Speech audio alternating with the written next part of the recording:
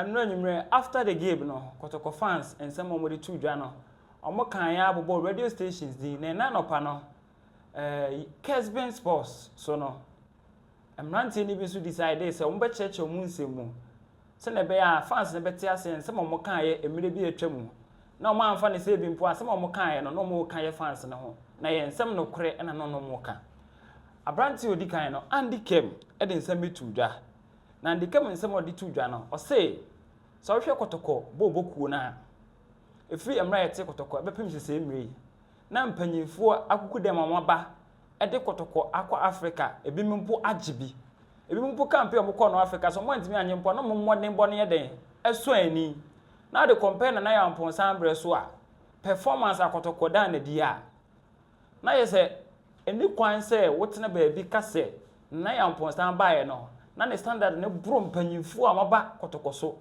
there be enti ne nsem odi tu dwa no enini I say we have had enough of Nanaya Amponsan that and this. If you want to support him, go to Moldova.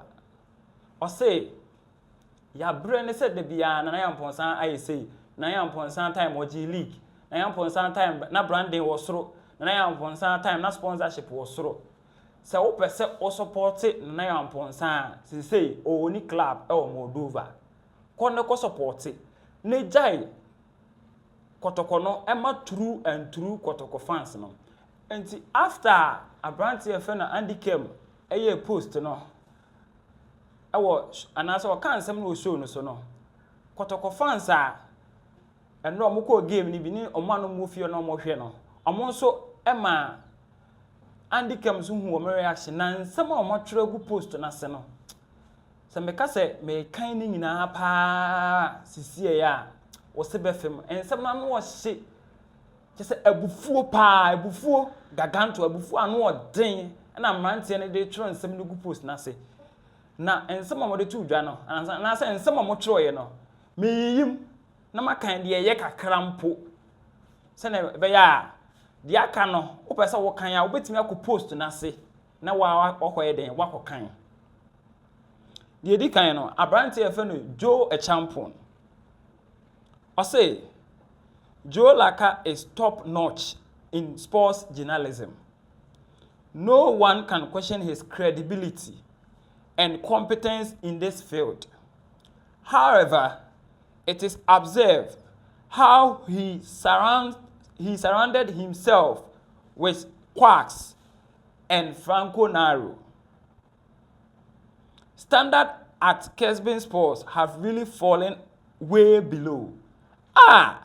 We still remember Kessben of Awa Mohammed, Fred Achi, Striker, Atapoku, Jeff Asare, Kessben FM Penny, Shia, Martin Darlington Opoku. What else would they say? Them put on where they won't. They were expecting this current IMC to outshine Nanaya's regime. Or say, na Kessben Sports for no per se, IMC for your mobile, and come over home what they impo, ache Nanaya Amponsa time, no. But they have been disappointed, and as such, they will make statements like this. Karma came too early. Or say, Kessben Sports and Susu and no move soon, no senka IMC we eba no, and come over home what they ache Nanaya Amponsa time, no. Omususu ye na anya den amem na afen so mani guase aye den aba entempo abante efe no smile ewura massa in this life seasons come and go. He did his best and leave. Someone to take over is not a problem. Tell Andy Kem or whoever that we support Kotoko, not individual. Okay, so the propaganda journalism must stop. Abante ni somebody to join you and say, Nanaya Amponsa time den e baye obedi ni mi obo no homoden. I am since so time den aba.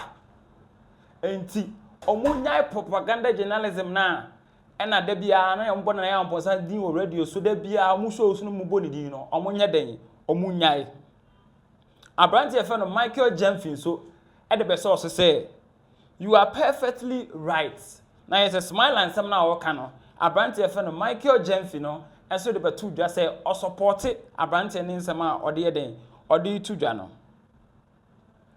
abrante efe no Frank Osei Bonsu enso e de the comment by na o say I agree with Andy. Many Andy ye there. Many Andy eya adwene. If you are asking for standards, then I will say consider Bewa, S.S. Apia, Herbert Mensah, Dr. K.K. Sapon, and Omoka Humbebre, unless you didn't witness them. So if Andy says that, he knows what he is saying.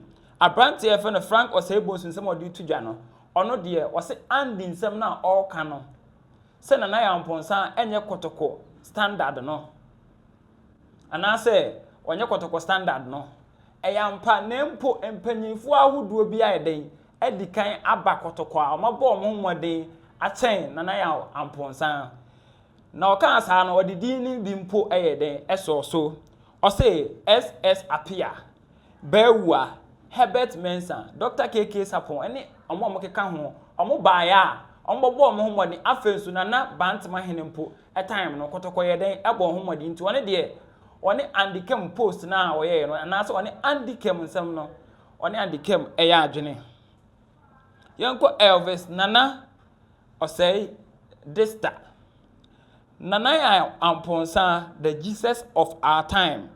He is not in Ghana but still people are talking about him. Or say, Nana Yamponsa no, on any Yesu, our way mereso.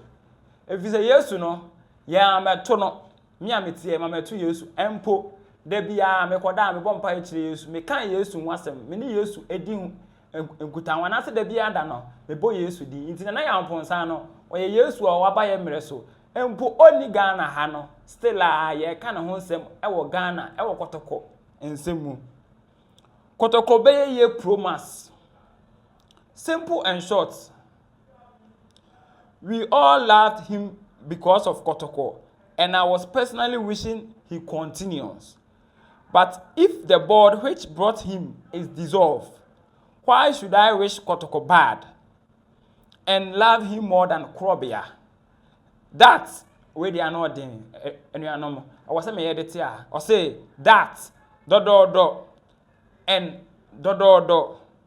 After all, what did Nanaya do in Kotoko that we no see some before? I think it's a post in so any abranti and in some no kind no. Or then or say or no personally no penanaya ponsa asempa but Kotoko Krobia and the most important thing Kotoko hunya chen obi a wabedi subia and as obi a wabe subia. And this is a na ponsa kwa on the still our no Kotoko enti empanyifo no no de mpaibo eta mo tse ne be ya o betimi ayeden ayetimi no eye abrantie we nsem no ene the last post am medito dwa and as e chatwo e wo Andy Kem post na say satellite installer. Sir Joe, please try and do something because if you listen to Kessben Sports and even some past sports which recently came, their sports are attracting more viewers and listeners than yours. So please try and do something fast. Thank you, General. I'm bringing some with you. Nice or your comparison between Kessben Sports and some past sports.